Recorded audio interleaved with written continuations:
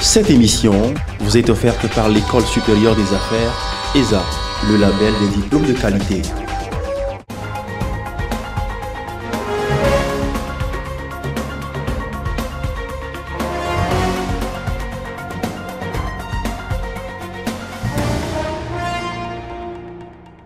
Comment promouvoir la démarche qualité au sein de la population et renforcer la compétitivité et l'excellence des entreprises?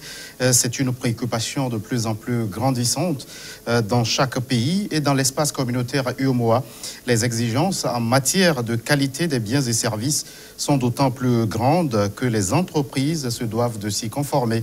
Et c'est dans ce contexte que le prix togolais de la qualité récompense chaque année les meilleures entreprises et sociétés. Nous en parlons dans ce numéro avec le président de la Haute Autorité de la Qualité et de l'Environnement, Monsieur Fidénion Kpakpo. Merci d'avoir répondu à notre invitation. Merci de m'avoir invité. Monsieur Kpakpo, en quoi est-il important pour les entreprises de s'inscrire dans la démarche qualité? D'abord, je vous remercie pour cette question. Nous avons même dépassé maintenant le cadre du MOA. Nous sommes au niveau de l'espace CEDEAO. Et donc, c'est très important pour les entreprises de s'engager dans la démarche qualité parce qu'au niveau même des échanges dans la sous-région, le commerce, les échanges dans la sous-région sont de plus en plus marqués par des exigences qualité. Et vous n'êtes pas sans savoir qu'au niveau même du continent africain, on est en train de promouvoir la zone de libre-échange continentale africaine. Donc, cela suppose que nos produits vont quitter Lomé pour chercher à aller à Accra, pour chercher à aller à Lagos, ou pour chercher à aller à Addis Abeba, bref, sur le continent africain. Et il ne peut pas partir comme ça aussi. Donc, il faut des règles, des normes pour régir donc cette transaction. C'est ce qui impose aux entreprises aujourd'hui de se préparer, de s'apprêter pour pouvoir compétir sur le marché.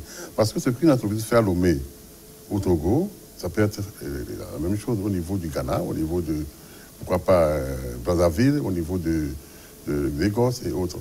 Donc, pour que nous puissions être compétitifs sur le marché, nous puissions être sur un marché à un niveau égal et pouvoir faire circuler nos produits, il faut que les entreprises aillent dans la démarche qualité. Il n'y a pas de solution. Et concrètement, lorsqu'on est une entreprise, qu'est-ce que la démarche qualité implique dans la gestion? La démarche qualité implique d'abord que l'entreprise là, qui est engagée dans la démarche qualité, donne confiance aux clients.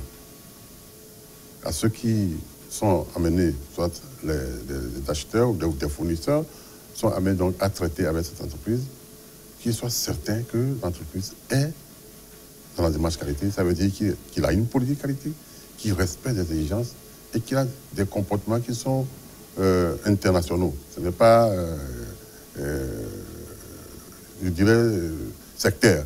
Donc c'est une question de traçabilité internationale des produits en termes de satisfaction du client, en termes de bonne organisation de l'entreprise pour pouvoir atteindre ces résultats, en termes de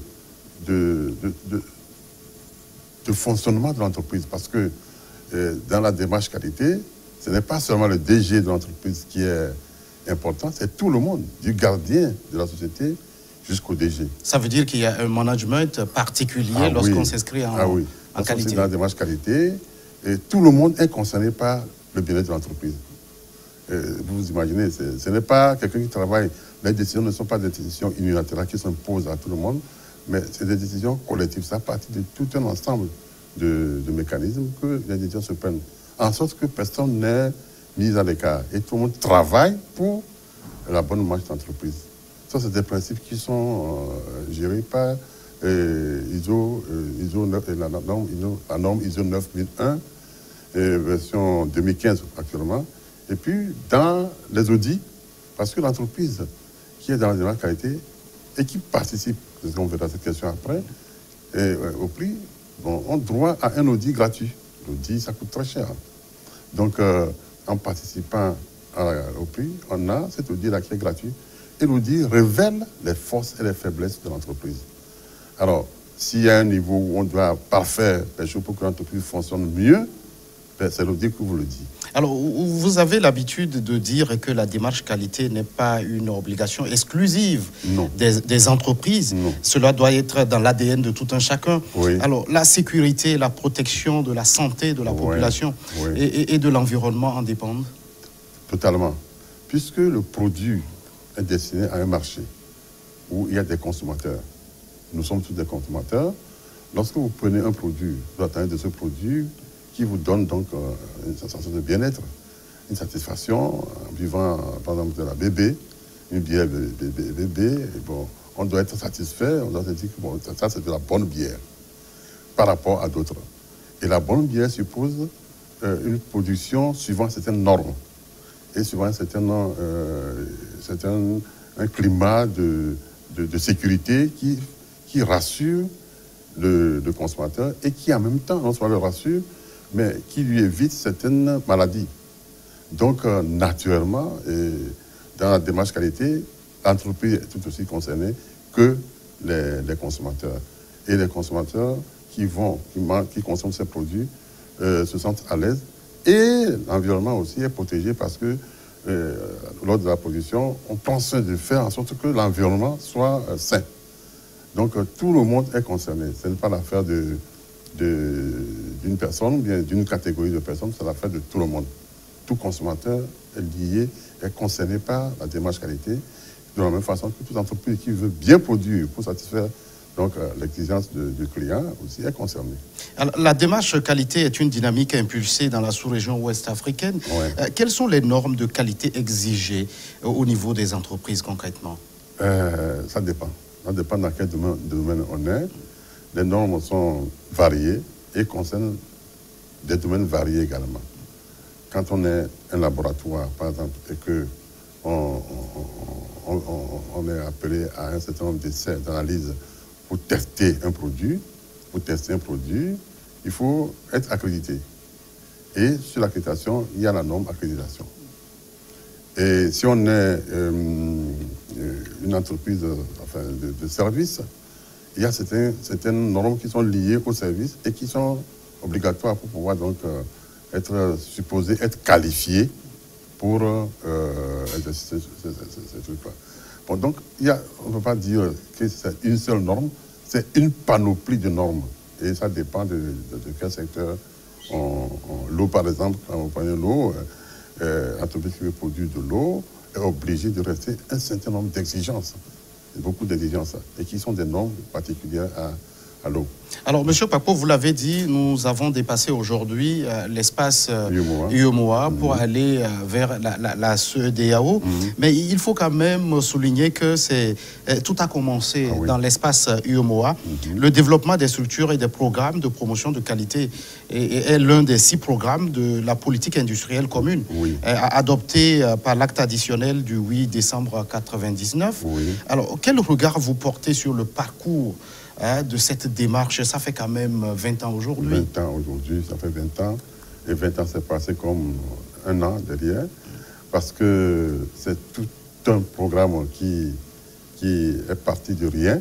Parce que après l'état des lieux qui a été fait donc, dans la sous-région UEMOA, l'espace francophone,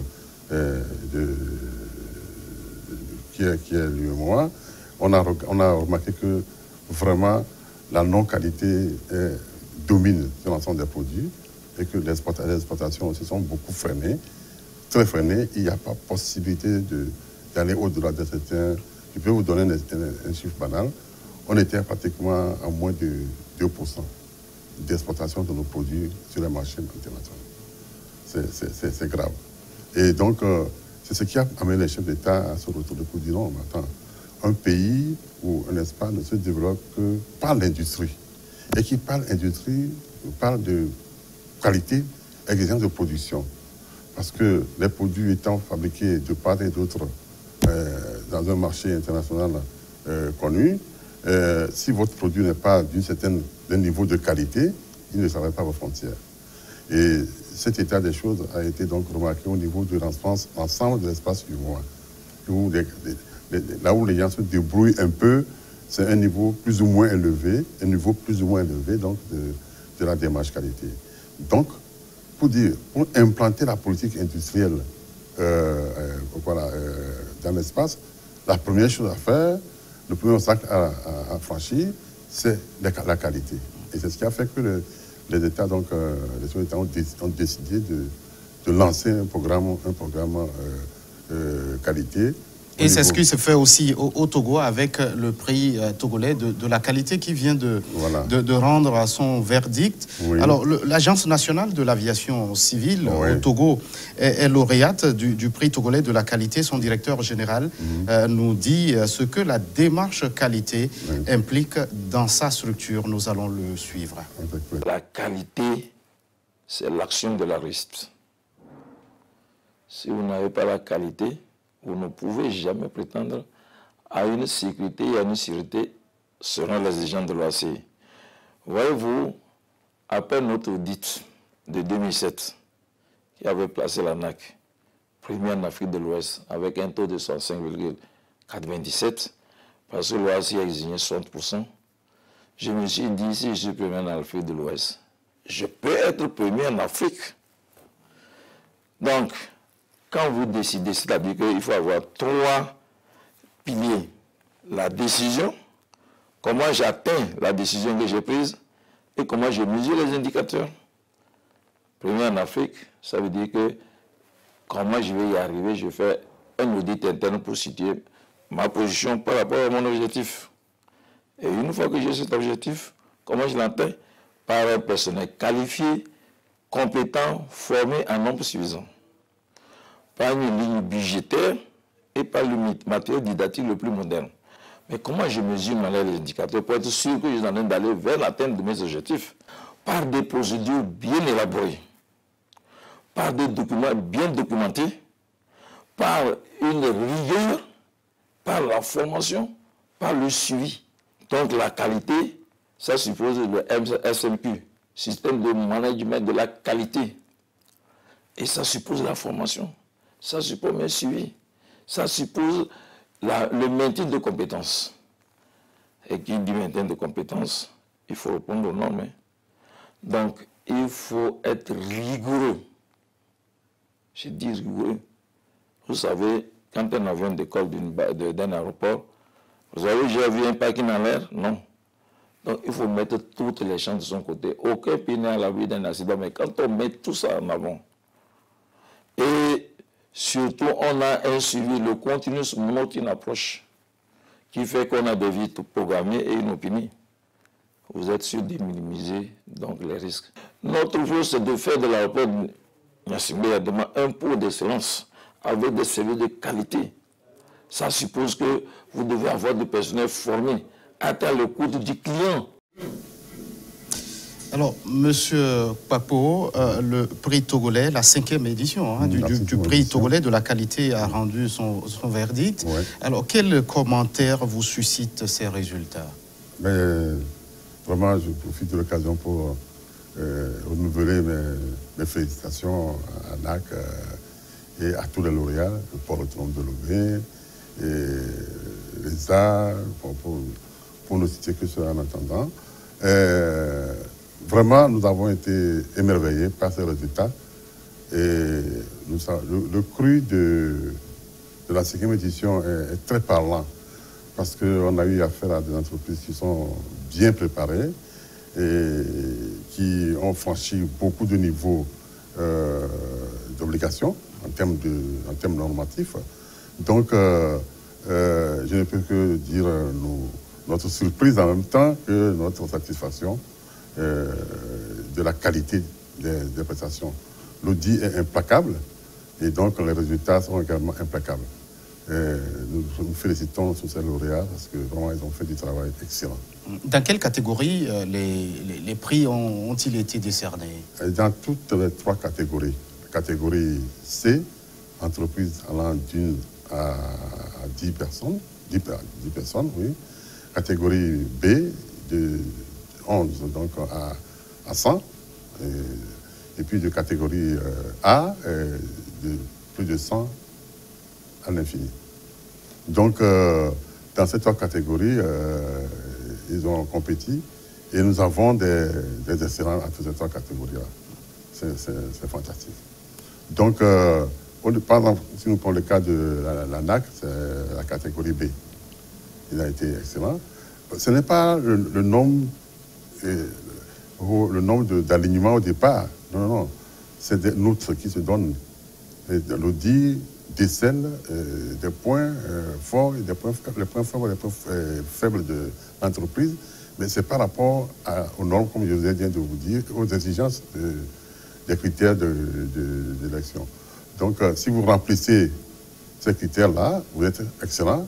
Si vous ne les remplissez pas, vous ne l'êtes pas. Voilà, c'est ça.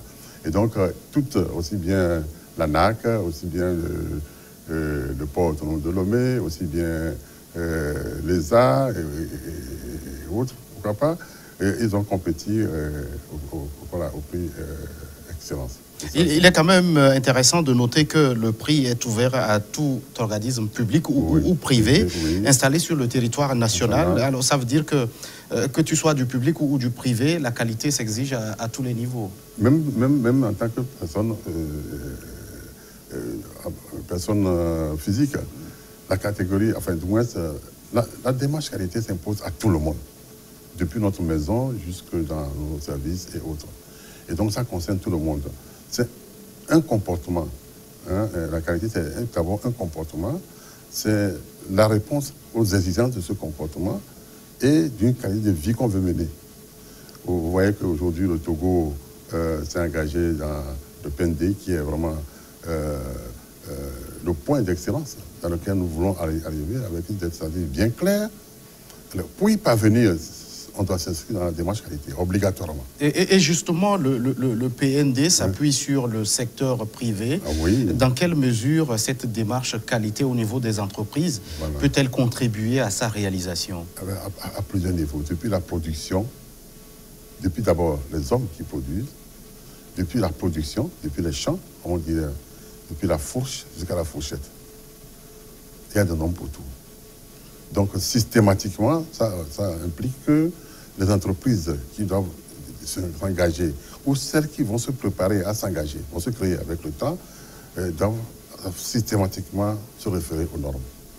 Vous verrez qu'avec, en termes d'effets attendus, le secteur informel qui est aujourd'hui à près de 80% de population donc, de l'économie nationale, mais vous verrez que d'ici très peu de temps, en appliquant tout ce qu'on a appris comme mesure pour faire aboutir le PND, eh bien, vous verrez que nous pourrons passer de ces 80% à 50 à 40%. Même au niveau du secteur informel? C'est obligatoire. Pourquoi il dit ça? Parce qu'au niveau du secteur informel, vous savez qu'il y a beaucoup qui produisent beaucoup de choses en étant seuls. D'accord? Et tout ça, c'est l'informel. Lorsqu'on met en place la démarche qualité, lorsqu'on met en place le système qualité, les entreprises, ces personnes individuelles ou informelles qu'elles étaient, doivent se retrouver sous forme de cluster. On peut les mettre ensemble. Je prends un exemple. La Goa, le Togo est élu au brevet textile, la certification textile. Mais nous avons beaucoup de couturiers au Togo. On a beaucoup de fabricants, enfin de producteurs de nos vêtements traditionnels au Togo. Et ça exige la démarche qualité à tous les niveaux. Monsieur Papo, nous allons marquer une toute petite pause, le temps d'une nouvelle édition du journal sur votre chaîne. Cette émission vous est offerte par l'École supérieure des affaires, ESA, le label des diplômes de qualité. Seconde partie de ce numéro de votre émission Invité Afrique consacrée à la démarche qualité. Et nous en parlons avec M. Fideyon Kpakpo, président de la Haute Autorité de la qualité et de l'environnement. M. Kpakpo, comment participer en tant qu'entreprise au prix togolais de la qualité?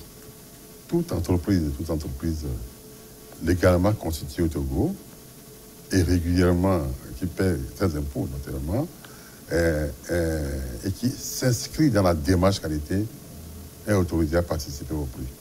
Qu'il soit de la transformation, de la production, qu'il soit vraiment des services également.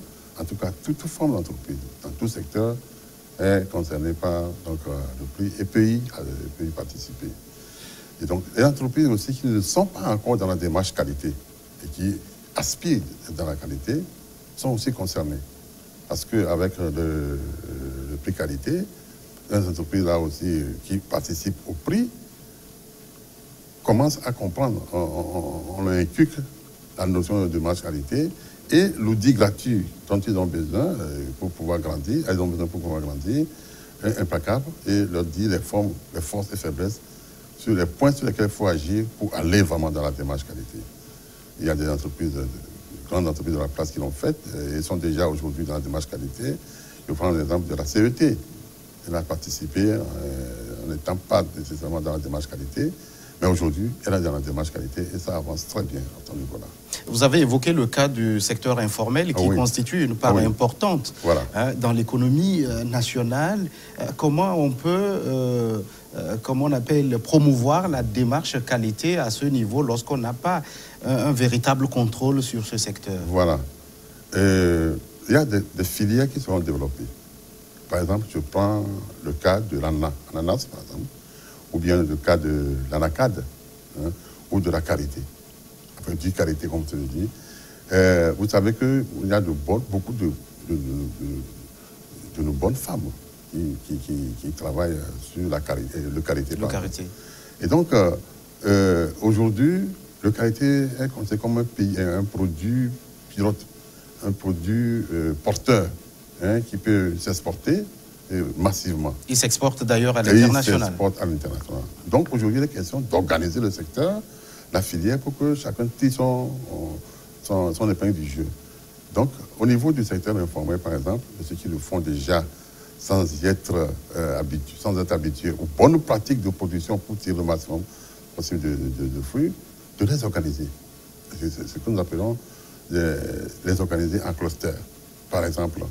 Et rassembler les femmes dans un secteur, leur apprendre des bonnes pratiques de production et de bonnes pratiques de fabrication. Automatiquement, pour exporter, elles doivent être, le marché étant déjà connu, elles doivent être dans une démarche formelle. Mais et pour l'heure, les pratiques sont encore artisanales dans ces secteurs. Ça voudrait dire qu'il faut moderniser les modes de production. Ce n'est pas modernisé, oui, on peut l'appeler ainsi, mais il s'agit maintenant de respecter. Donc, vous voyez, si on exporte du karité sans respecter la qualité, on perd. On le vend au prix le plus bas. C'est comme l'anacade, par exemple, aussi. Bon, le gars, il va acheter, il va au marché, sur le marché, il rassemble les anacades et puis il exporte. Mais alors qu'il y a des règles, des normes qui sont donc appliquées à un secteur pour distinguer les fruits de première qualité, deuxième qualité, troisième qualité. Et chaque qualité de produit a un prix. Au lieu de les vendre en masse, comme non classés, on perd beaucoup d'argent. Du coup, les paysans, ils produisent non pas un retour d'investissement suffisant. Il faut aujourd'hui essayer donc d'appliquer des normes qui obligent à les classer, à les nettoyer et à les exposer. Et là, vous gagnez des prix de bons prix et qui arrangent tout le monde dans le secteur. Voilà. Donc, dans la tentative de normaliser ce secteur, tous ceux qui sont dans la chaîne sont obligés à aller à des pratiques que nous appelons des bonnes pratiques et puis aux normes. Alors, chaque année, ce sont différentes entreprises qui sont récompensées au cours du prix togolais de la qualité. Est-ce qu'il y a un suivi que vous menez au niveau de ces entreprises pour vous assurer qu'elles maintiennent le cap de la qualité? Oui, il y a un suivi, mais ce n'est pas encore systématique. Nous allons très bientôt systématiser. Comme on est déjà à 5 éditions, on doit pouvoir les systématiser maintenant et ce suivi-là, leur apporter aussi le concours nécessaire pour qu'elles ne redescendent pas. Parce que la qualité, c'est l'amélioration continue. On ne peut pas être premier aujourd'hui et demain devenir être deuxième, ça ne marche pas. Là. Il faut demeurer le meilleur. Quand on est leader, il faut demeurer leader. Ceux qui sont des catégories inférieures, de niveau inférieur, sont appelés à grandir. Donc c'est un suivi systématique qu'il faut faire et nous l'organisons dès cette année déjà. La deuxième chose, celles qui ont participé et qui ne sont pas excellentes peuvent chaque année aller à des niveaux supérieurs pour arriver à l'excellence. Mais ceux qui ont gagné le prix Excellence, par exemple, doivent faire 2 ans d'abord, attendre 2 éditions, avant de participer encore à une autre édition. Alors, qu'est-ce que ces prix ouvrent comme perspective pour ces entreprises lauréates? Si vous posez la question à ceux qui ont déjà eu ce prix régional, ils vous diront. Je prends le cabinet à Kérébo et Partenaires. Ils ont eu le prix d'excellence. Au niveau de la région également, quand ils ont compétit, ils ont eu le prix, ils étaient dans la tête de pont. Et automatiquement, ça leur ouvre un marché. Un marché sur le plan sous-régional et continental. Parce que ils sont liés donc automatiquement, parce que les résultats sont programmés et sont diffusés à grande échelle. Et donc, au niveau du système des Nations Unies, des grandes entreprises qui cherchent la qualité, ils ne vont pas, s'ils viennent aujourd'hui pour un dossier quelconque, ils ne vont pas aller à ceux qui sont inconnus. Hein.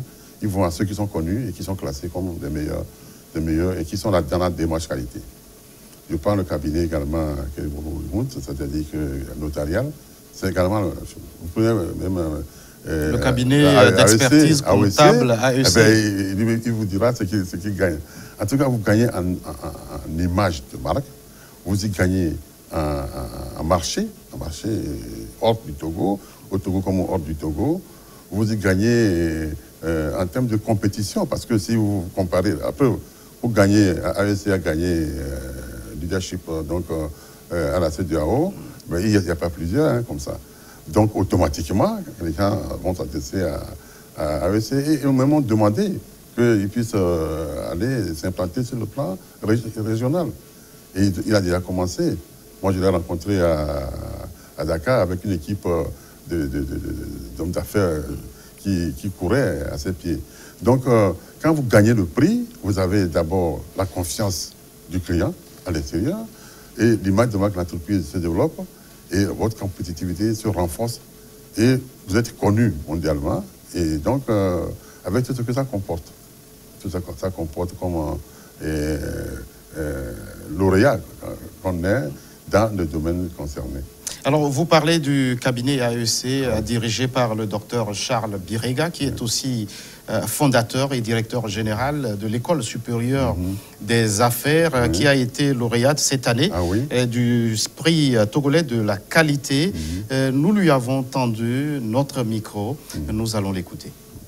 Très tôt, en tant que fondateur, je me suis donné comme mission de faire de l'ESA une institution de référence dans l'enseignement supérieur privé pour que les gens n'aient plus besoin d'aller en Europe, d'envoyer les enfants en Europe ou aux États-Unis pour avoir de la formation de qualité et pour pouvoir trouver de l'emploi. Donc, à l'ESA, la démarche qualité que nous avons adoptée depuis 2011, qui nous a valu donc la certification ISO 9001 version 2008, en 2013 et la certification ISO 9001 version 2015 en 2017 et très bientôt la certification ISO 21000, ISO 27000 et ISO 50001 viendra encore démontrer la place que nous accordons à la qualité.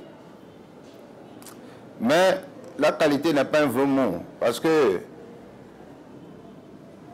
la résultante de tous ces efforts en matière de qualité, c'est la satisfaction des clients, que sont nos étudiants, les parents d'élèves, les parties intéressées comme l'État, les entreprises. Donc, la démarche qualité nous a permis de pouvoir s'assurer que les étudiants ont de bonnes formations, car les étudiants évaluent les enseignants de façon régulière. Et nous tenons compte de leur avis dans le renouvellement des contrats des enseignants. Nous tenons compte de leur avis pour donner des conseils aux enseignants dans ce qu'ils doivent faire de mieux pour que ces étudiants aient les meilleures connaissances du monde. Aujourd'hui, la formation est essentielle. dans ce projet que nous avons de devenir un pays émergent. Et j'en suis fier de participer à ce volet. Aujourd'hui, nous sommes dans le PND. On a demandé que le privé joue un rôle important. Je crois que l'enseignement supérieur privé, aujourd'hui, essaie de jouer sa partition. Notre souhait maintenant, c'est que l'État nous accompagne avec des mesures fiscales, des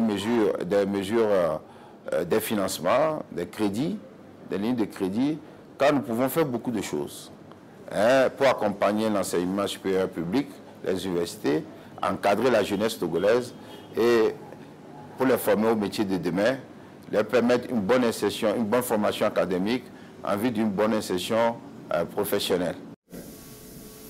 Je rappelle que l'École supérieure des affaires est partenaire de cette émission que nous avons le plaisir de vous présenter chaque semaine.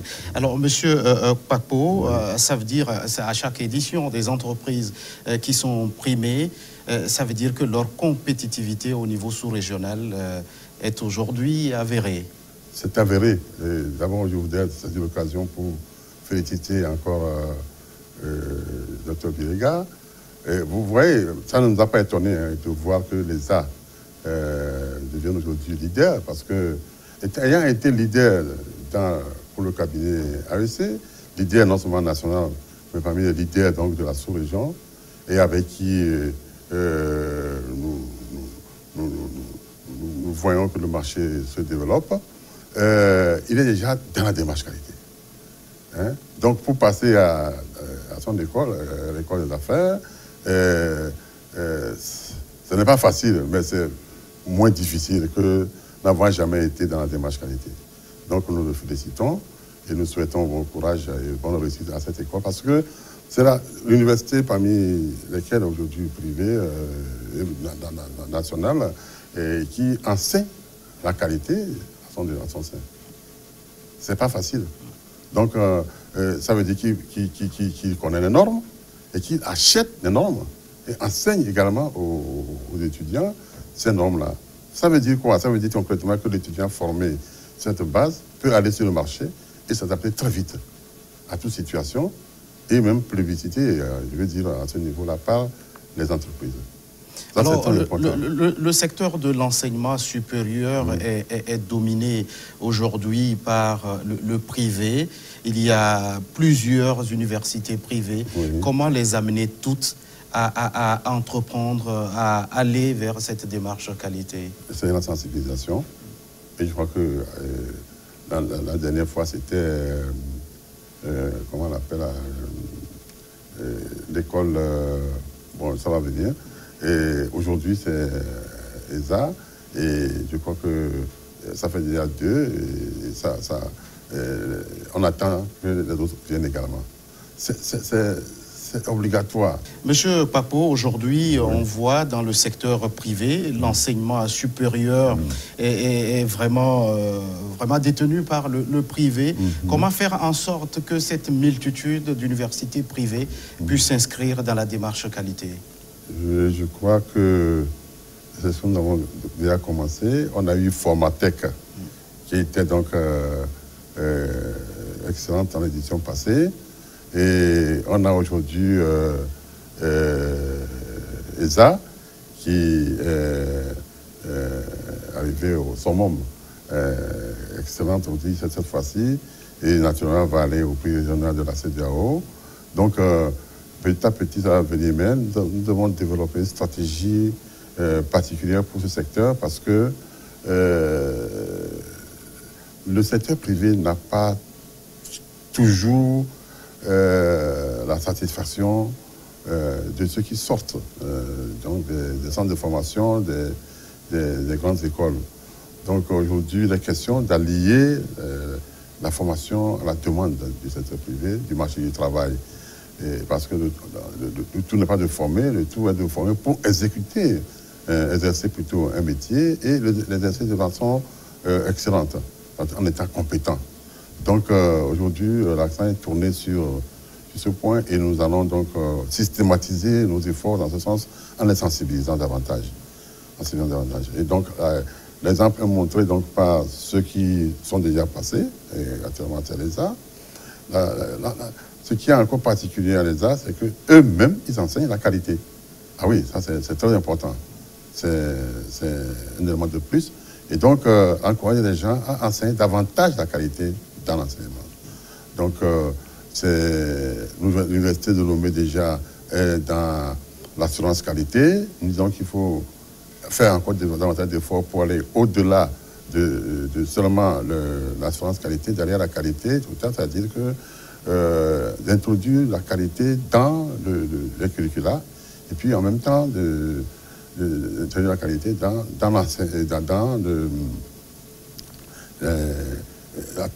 tout le secteur, quoi, que ce soit les enseignants, la qualité de l'enseignement, l'évaluation des étudiants. Bref, tout ce qui peut les amener à être bien formés, compétentes pour exercer le métier sur le travail. Alors, au niveau sous-régional, au niveau de l'espace communautaire à CEDEAO, oui, il y a quelques entreprises togolaises qui ont fait parler d'elles. Est-ce que ça vous satisfait ou vous vous dites il y a encore du chemin à parcourir vu la compétitivité sous-régionale? Comme je voulais dire, la qualité, c'est une perpétuelle remise en cause, une perpétuelle remise en cause pour tout mieux faire. Nous sommes satisfaits des gens qu'on a déjà, mais ce n'est que le début. Il faut arriver à ce qu'on ait une masse critique très importante dans le secteur. Donc, il y a encore du chemin à faire, mais je pense que avec la compréhension que les gens ont aujourd'hui de la démarche qualité, ils sont en train de venir un à un. Et nous voulons qu'ils viennent davantage. C'est ce que je peux dire. Alors, M. Okpako, si vous aviez un message particulier à l'endroit de ces responsables, de ces dirigeants d'entreprise, avant qu'on ne se sépare, que leur diriez-vous? Je dirais d'abord, avant de dire ce que je viens comme message, je dis que nous sommes actuellement arrivés au niveau de l'implantation, la création d'un centre national de certification produit. C'est très important. Et donc, les entreprises attendent beaucoup de ça et la clientèle attend beaucoup de ce service. Et on vient de commencer à l'implanter. Et donc, dans les très proches à venir, ces services seront disponibles au Togo, dans tous les sens. Mais ce centre est national et s'inscrit dans la démarche qualité, dans l'infrastructure qualité, non seulement régionale, mais en même temps africaine. C'est ce qu'il faut retenir. Donc, il n'y a pas autre chemin pour arriver à ce genre de produit. Alors, très rapidement, votre message avant qu'on ne se sépare? Le message est que nous félicitons encore ceux qui ont déjà réussi. Et nous attendons encore davantage de sociétés pour venir au prix, beaucoup au prix, et pour que leurs compétences soient avérées et reconnues par tout le monde.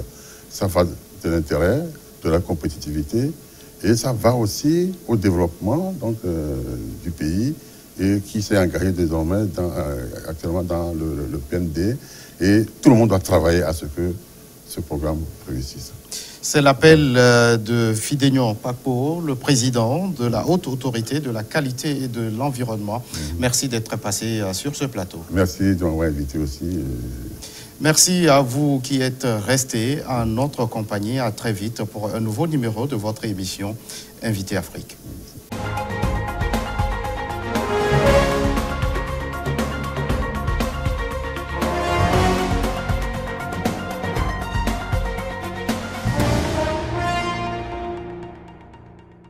L'émission que vous venez de suivre vous est offerte par l'École supérieure des affaires, ESA, le label des diplômes de qualité.